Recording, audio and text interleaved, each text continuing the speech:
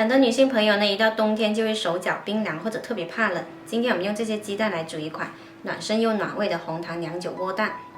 我们准备一个锅，加入1200毫升清水，然后加入1块拍扁的姜片、5块红糖、1把去核的红枣，还有1碗客家娘酒。没有娘酒用酒酿也可以。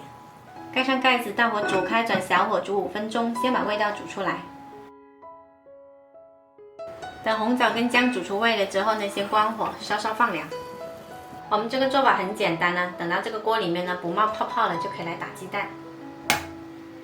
鸡蛋我们贴着水面往下打，打进去了之后就不要去动它，一个位置放1个鸡蛋，不要重叠在一起。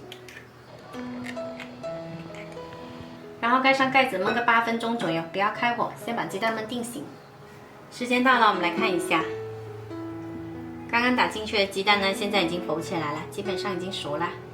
我们来重新开大火，加一点点枸杞，大火煮开就可以了。再次煮开了就可以关火。我们这道简单好喝的红糖娘酒窝蛋就做好啦，喝了暖烘烘的哦。喜欢的姐妹们赶紧做起来吧！我是小坏，喜欢我的视频记得关注我哦。